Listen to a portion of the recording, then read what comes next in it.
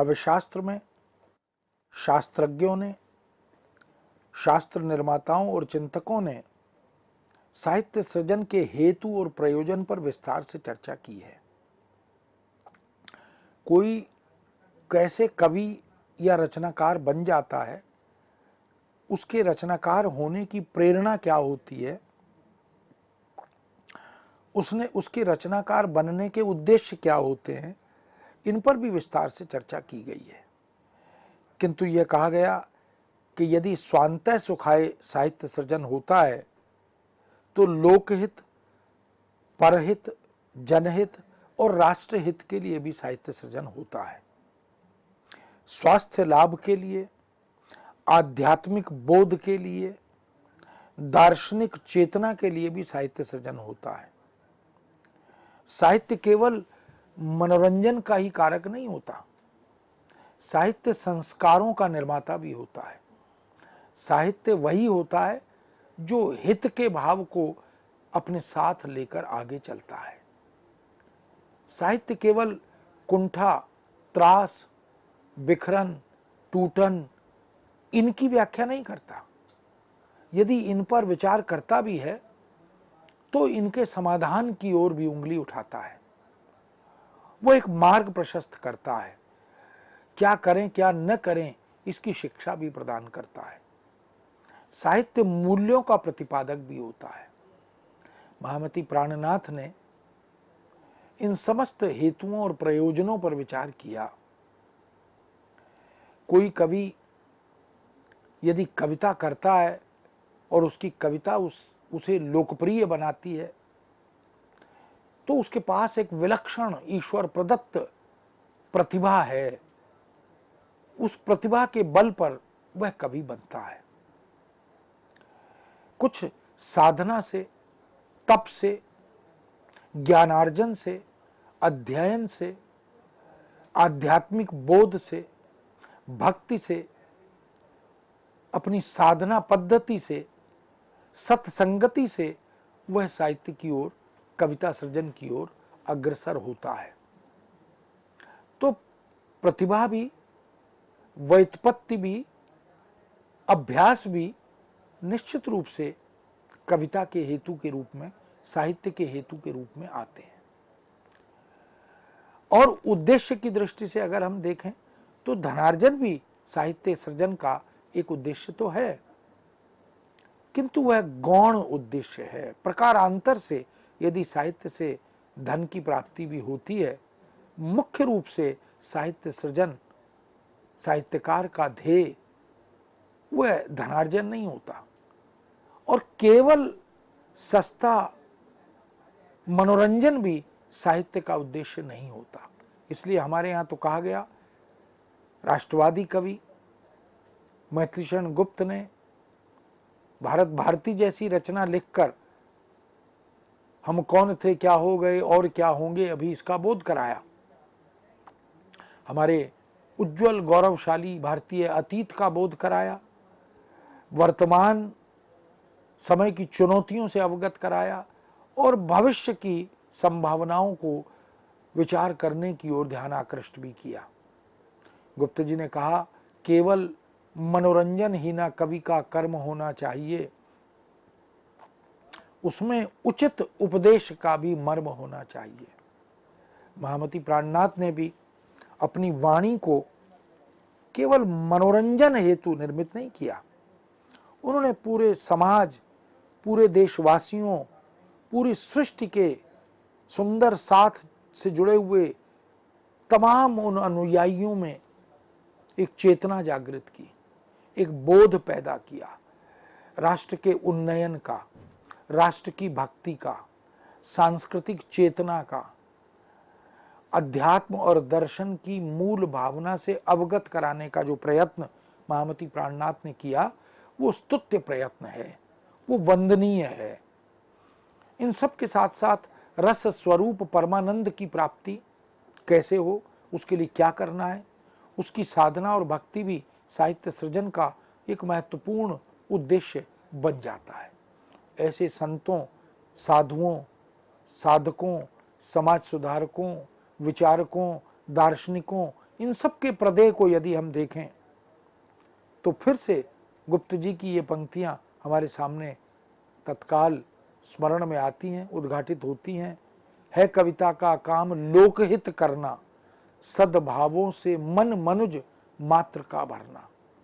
सद्भाव कविता और साहित्य के माध्यम से यदि संचरित होते हैं, समरसता का भाव यदि समाज में साहित्य के माध्यम से प्रसारित होता है, तो वह साहित्य की और साहित्यकार की सार्थकता का प्रतीक बनता है। महाकवि संत तुलसी ने तो यह भी कहा कि स्वांतः सुखाए तुलसी रघुनाथ गाथा, भाषा निबंध मति मंजुल मात नोती। किंतु साथ साथ तुलसीदास ये भी कहते हैं, जो प्रबंध बुद्ध नहीं आदरही, सो श्रम बादि बाल कवि करही। जिस रचना के माध्यम से, जिस साहित्य के माध्यम से हम समाज का कल्याण नहीं करते या प्रबुद्ध लोगों में जिसका आदर नहीं होता, उसे बाल प्रयत्न ही माना जाता है। सो साहित्य बुद्धिमान एवं प्रबुद्ध जनों के लिए समादृत नहीं होते तो उसे बाल प्रयास की तरह से देखा जाता है। प्राणनाथ जी का साहित्य भी तुलसीदास के साहित्य की तरह प्रबुद्ध जनों के लिए तथा गंभीर विचारकों के लिए ही सृजित हुआ है। महामती प्राणनाथ का समग्र साहित्य वस्तुतः थकी बांधी जनता के लिए, सहृदय भक्त जनों के लिए, उनकी पीड़ा तथा वेदना के परिहार के लिए उनकी प्रेरणा बनता है। बुद्धि की वृद्धि के लिए, आनंद की प्राप्ति के लिए, अनुभूति की शुचिता के लिए, व्यवहार की सार्थकता के लिए और यहाँ तक कि लोक मंगल के लिए ही वे अपनी रचना धर्मिता का विधिवत निर्वाह करते चलते हैं। इस प्रकार उनके साहित्य में नीतिवादी दृष्टि भी उपलब्ध होती है, आनंदवादी दृष्टि भी प्रकट होती है और समन्वयवादी दृष्टि भी संचरित होती है। नैतिकता का, नैतिक मूल्यों की प्रतिष्ठा का बीड़ा महामती ने उठाया। आनंदवादी दृष्टि, हमने देखा कि प्रसाद ने भी कामायनी के माध्यम से चिंता से आनंद तक पहुंचने की पूरी यात्रा, जीवन यात्रा का विधिवत सुंदर चित्रण और वर्णन किया है। महामती भी आनंदवादी दृष्टि के संस्थापक और प्रतिष्ठापक बनकर हमारे सामने आते हैं। वो हताशा को जीवन में नहीं प्रवेश करने देते हैं, वो विघटन, टूटन, निराशा, बिखराव, इनको नहीं, वो आनंद को, क्योंकि ये शरीर, ये देह, ये आत्मा ईश्वर की दी हुई है, उसका एक अंश है। समन्वयवादी दृष्टि भी वस्तुतः उनके साहित्य का मूल ध्येय रही है। कलावादी दृष्टि भी प्राप्त होती है उनकी रचनाओं में और मूल्य चेतना विषयक दृष्टि भी उनके समग्र वाणी साहित्य में उपलब्ध होती है। सही अर्थों में तुलसी दर्शन को महामती अपने साहित्य की प्रेरणा बनाते हैं। तुलसी ने लिखा भी है, कीरति भनिति भूति भली सोई, सुरसरी सम सब कह हित होई। गंगा जब प्रवाहित होती है, जब कलकल करती हुई अग्रसर होती है, तो वह कोई भेद नहीं करती, वह समरसता के साथ सबको आत्मसात करती चलती है, सबके पापों का, सबके प्रदूषण का निवारण करती चलती है। महामती का साहित्य किसी यश प्राप्ति या कीर्ति अर्जन के लिए लिखा गया साहित्य नहीं है, धनार्जन या अर्थ लाभ के निमित्त लिखा गया साहित्य भी नहीं है। वास्तव में वो कविता नहीं लिखते, उनकी कविता उन्हें लिखती है, उनकी वाणी उनको लिखती है। उनकी वाणी में जिस सुदीर्घ जीवन अनुभव का, जिस सृष्टि के सुख दुखात्मक बोध का संग्रह हमें मिलता है, संपदा हमें प्राप्त होती है, उसके मूल में लोक मंगल की प्रतिष्ठा दिखाई देती है। वो लोक मंगल के लिए वैचारिक प्रतिबद्धता के साथ अपने साहित्य में आगे बढ़ते दिखाई देते हैं। भारतीय संस्कृति और मूल्य विरासत का पुनर्आख्यान यदि हम देखना चाहते हैं तो वो महामती प्राणनाथ के साहित्य में, उनकी वाणी में हमें दिखाई देता है। उनके साहित्य में निराशा, हताशा या टूटन बिखराव नहीं है, इसके वो विरोधी है। वो तो आनंदवादी रचनाकार हैं। आशा की शक्ति, कर्तव्य का संचार, निष्ठावान होने की भावना, इन सब का संकल्प उनके वाणी साहित्य में विद्यमान है। महामती समाज, देश और विश्व के कल्याण का स्वप्न देखते हैं और उसे साकार करने के निमित्त एक कर्मठ साधक की तरह अपने को अर्पित कर देते हैं। उनकी लेखनी शब्द साधना करती है, स्थूल से सूक्ष्म की ओर अग्रसर होने का मार्ग भी प्रशस्त करती है। महामती प्राणनाथ ने अपनी समस्त छोटी बड़ी रचनाओं के माध्यम से जीवन मूल्यों के अर्जन और संरक्षण की प्रेरणा दी है। कर्म वृत्ति को विकसित करने का संदेश वो बार बार देते हैं। कर्मठता, कर्तव्य परायणता, दायित्व निर्वाह, दायित्व बोध, इन सब पर वो अपनी वाणी के माध्यम से संचरित करते हुए, मूल्यों की प्रतिष्ठा करते हुए जन जागरण करते हैं। महामती प्राणनाथ की वाणी निर्गुण सगुण ब्रह्म के समन्वय की बात भी करती है, किंतु मूलतः वो अवतारवाद के सगुण ब्रह्म की भक्ति और साधना के ही पक्षधर हैं। हालांकि निर्गुण और सगुण के समन्वय की भावना भारतीय संतों में, अनेक रचनाकारों में, तुलसी ने भी अगुण सगुण नहीं कछु भेदा इस तरह की बात की है। कृष्ण और राधा का दैविक सौंदर्य उनकी कर्म साधना का प्रेरक तत्व बनता है। यही कारण है कि उनके साहित्य में कर्तव्य पालन के साथ साथ त्याग की भावना, बलिदान की भावना यह भी विद्यमान है। सेवा, परोपकार, सदाचार, सत्यनिष्ठा, न जाने ऐसे कितने मूल्यों की प्रतिष्ठा का संकल्प हमें महामती के साहित्य में, उनकी वाणी में प्रकट रूप से उद्घाटित होता हुआ दिखाई देता है। प्राणनाथ जी विश्व के लिए सद्भावना का संदेश लेकर आते हैं, सहयोग की भावना का संचार करते हुए प्रतीत होते हैं, मानव धर्म का अनुपालन करते हुए और अनुपालन करने का मार्ग प्रशस्त करते हुए दिखाई देते हैं। इसलिए युगीन पृष्ठभूमि के परिप्रेक्ष्य में राष्ट्र प्रेम की चिंता, विजय संकल्प का बोध, अनुशासनबद्धता, स्वातंत्र चेतना, इन सब की शिक्षा भी सीधे या प्रकारांतर से महामती प्राणनाथ की वाणी में हमें मिलती है। वो नाम स्मरण पर भी बल देते हैं, वो कीर्तन पर भी बल देते हैं, प्रार्थना, भक्ति और साधना पर भी बल देते हैं। ऐसे शाश्वत मूल्यों की प्रतिष्ठा करते हुए प्राणनाथ जी प्रकृति प्रेम, मानव प्रेम, संवेदनशीलता, वैज्ञानिक संतुलन, ऐसे न जाने कितने लक्ष्य जन सामान्य के लिए निर्धारित करते हैं। इसलिए उनके वाणी के तमाम पक्षों को अगर हम उद्घाटित करें, उनकी व्याख्या करें, उनमें निहित अर्थों को हम प्रकट करें, तो हमें पता लगता है कि वास्तव में महामती प्राणनाथ ने जिस दुनिया को देखा है, जिस सृष्टि को देखा है, जिस बोध से वो सृष्टि के समस्त वासियों को उपकार करना चाहते हैं, वो बहुत व्यापक फलक पर हमारे सामने आती है।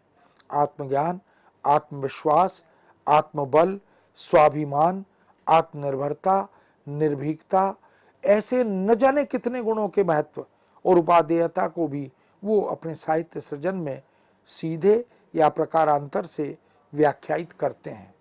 नवदा भक्ति की ओर भी उन्होंने ध्यान आकृष्ट किया है। यदि कहें कि प्राणनाथ जी का समग्र चिंतन, उनकी समस्त रचना धर्मिता, उनका व्यक्ति और व्यक्तित्व, परिवार, समाज, राष्ट्र, संपूर्ण विश्व के उन्नयन, इसके मार्ग को प्रशस्त करता है, तो यह संभवतः गलत नहीं होगा, अतिशयोक्ति नहीं होगी। क्योंकि महामती प्राणनाथ अकेले एक संस्था के रूप में कार्य करते हैं। छत्रसाल जैसे शासक के गुरु के रूप में, और तमाम ऐसे देशवासियों या विश्ववासियों के मनोमस्तिष्क में जो भ्रम है, जो भ्रांतियां हैं, उनको दूर करने का कार्य भी विधिवत करते चलते हैं। किसी भी तरह अतिशयोक्ति यह कहना नहीं होगा कि महामती प्राणनाथ का जो व्यक्तित्व है, उनका जो कृतित्व है, उसकी जो विराटता है, उसमें विविधता भी है, उसमें गहराई भी है, और उसमें जीवन अनुभवों का एक विराट संचय भी है।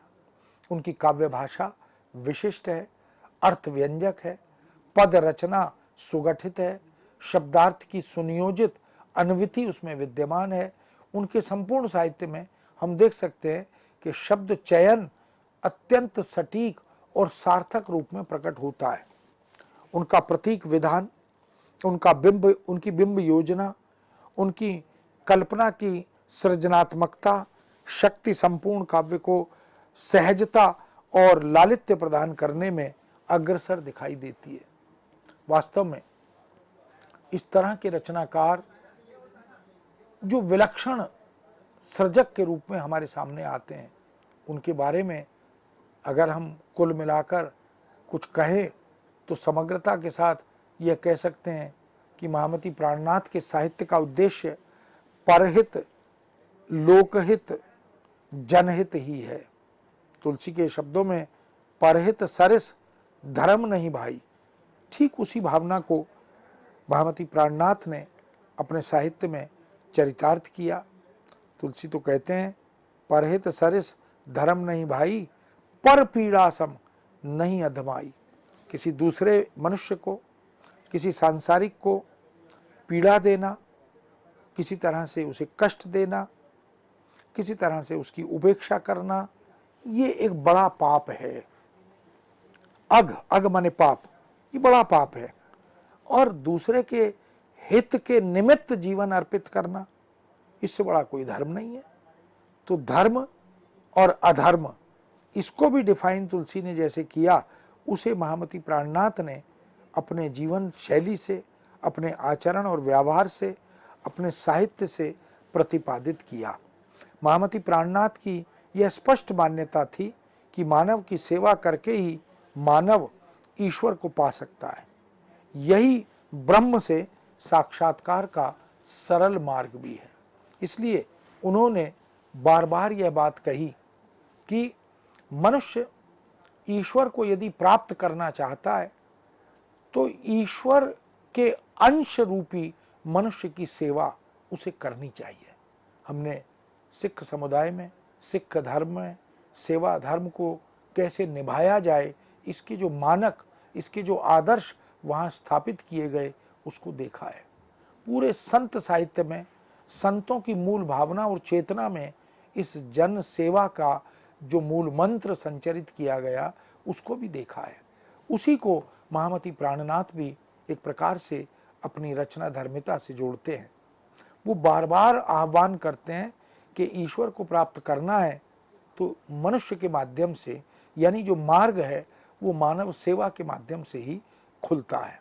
इसलिए ब्रह्म से साक्षात्कार का सरल मार्ग है मानव सेवा।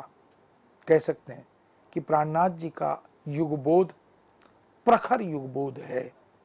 उनके समय में जिस प्रकार के वैमनस्य को, जिस प्रकार के शासकों के दुर्व्यवहार को देखा जा रहा था, समाज के प्रति, सामाजिकता के प्रति, धर्म के प्रति जो एक सौतेला व्यवहार उस समय मिल रहा था, उन सब के विरुद्ध एक समरसता की भावना का संचार महामती ने बड़े विश्वास के साथ किया। उनका समग्र साहित्य विवेक जागृति का साहित्य है। वो समस्त भारतीयों के मनोमस्तिष्क में जो एक निद्रा का आगोश आ गया, उससे उसे निकालना चाहते हैं। वो उसके विवेक को जगाना चाहते हैं। वो उसकी अस्मिता का बोध उसे कराना चाहते हैं। वो राष्ट्र की अस्मिता से भारतीयों को जोड़ना चाहते हैं। इसलिए आत्मचिंतन की प्रेरणा उनके साहित्य का मूल मंत्र है। वो धर्म और धर्म ग्रंथों की मूल भावना को भूलकर जो मनुष्य संकट में फंस गया है, जो मनुष्यता संकटग्रस्त हो गई है, उसे इस बात का बोध कराना चाहते हैं कि अपने गौरवशाली अतीत को याद करें, अपने धर्म ग्रंथों का अनुसरण करें, उनका पठन वाचन करें, उनका श्रवण करें, उनके भीतर स्थापित मूल्यों को आत्मसात करने का प्रयत्न करें, ताकि मनुष्य और मनुष्यता की रक्षा की जा सके। इस भौतिक संसार में आकर समाज को कर्म सिद्धांत की महत्ता और प्रासंगिकता से अवगत कराने का कार्य भी महामती ने विधिवत किया है। विभिन्न धर्मों के मतभेद को दूर करते हुए, समरसता की मंदाकिनी प्रवाहित करने पर बल देते हुए वो अपनी वाणी का संचार करते हैं। राम रहीम के अंतर को दूर करने पर, खाई को भरने पर वो लगातार बल देते हैं। प्राणनाथ जी ने अध्यात्म, भक्ति, श्रृंगार, प्रेम, नीति, प्रकृति, पर्यावरण, दर्शन, योग, चिकित्सा, पशु पक्षी, प्रेम, नक्षत्र विज्ञान सभी पर बल दिया। भाषा की सहजता, सरलता, बोधगम्यता पर बल दिया। वो अपनी वाणी के माध्यम से, क्योंकि देशवासियों को, समस्त सामान्य जनों को जागृत करना चाहते थे, इसलिए उसके लिए उन्होंने भाषा की सहजता और सरलता पर, बोधगम्यता पर भी बल दिया।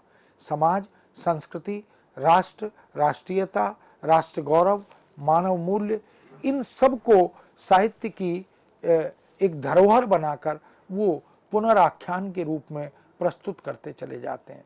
महामती प्राणनाथ के समस्त अवदान पर शोध की अनेक संभावनाएं आज दिखाई देती हैं। जैसे अगर हम करना चाहें तो हम कर सकते हैं कि संत काव्य परंपरा में महामती का स्थान क्या है। संतों की काव्य वस्तु से उनके प्रतिपाद्य की तुलना की जा सकती है। उनका समाज सुधार और युग चिंतन, इस पर विस्तार से शोध की जा सकती है। धर्म, अध्यात्म, दर्शन और प्राणनाथ का साहित्य, इस पर भी विस्तार से शोध कार्य किया जा सकता है, क्योंकि उनकी धर्म दृष्टि, अध्यात्म दृष्टि, दार्शनिक चेतना, ये वास्तव में एक उपलब्धि है, एक धरोहर है। उनके साहित्य के माध्यम से व्यंग्य चेतना पर भी काम किया जा सकता है। सांस्कृतिक चेतना और प्राणनाथ के काव्य को जोड़कर संस्कृति की व्याख्या कैसे की, संस्कृति बोध को वो किन आयामों के साथ उद्घाटित करते हैं, इन पर भी काम किया जा सकता है। राष्ट्रीय चेतना और प्राणनाथ का काव्य, हम इस पर भी शोध कर सकते हैं।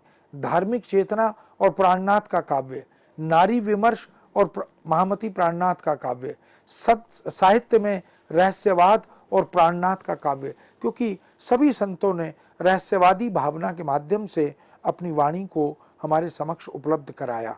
तो महामती प्राणनाथ के काव्य में भी हम, उनकी वाणी में भी इस प्रकार से रहस्यवादी स्वर को सुन सकते हैं, समझ सकते हैं। समन्वय भावना की साहित्यिक परंपरा और प्राणनाथ का काव्य, इस पर भी शोध कार्य किया जा सकता है।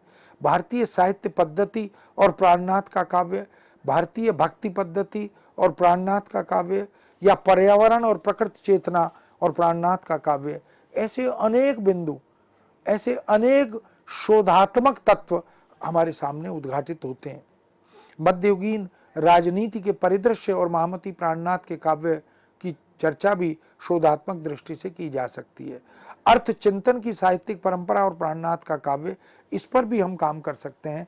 भारतीय धार्मिक मान्यताएं और प्राणनाथ का काव्य, या भारतीय साहित्य में पर्व उत्सव और प्राणनाथ का काव्य, ऐसे न जाने कितने पक्ष हैं जो महामती प्राणनाथ की वाणी में हमारे समक्ष उद्घाटित होते हैं। उन्होंने भारतीय दर्शन परंपरा पर बहुत गहरा चिंतन किया, उससे जोड़कर भी काम किया जा सकता है। सामासिक या समेकित संस्कृति और भारत, इस पर भी उनकी कविता और वाणी के माध्यम से बहुत गहन चिंतन किया गया। संस्कृति और महामती प्राणनाथ के काव्य की तुलना भी की जा सकती है।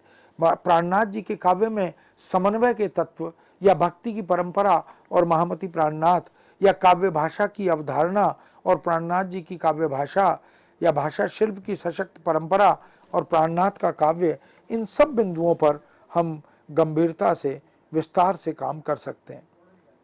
वास्तव में एक अलग तरह का सौंदर्य शास्त्र महामती प्राणनाथ की वाणी में दिखाई देता है। सौंदर्य शास्त्रीय दृष्टि से भी उनके साहित्य, उनकी वाणी का अध्ययन किया जा सकता है।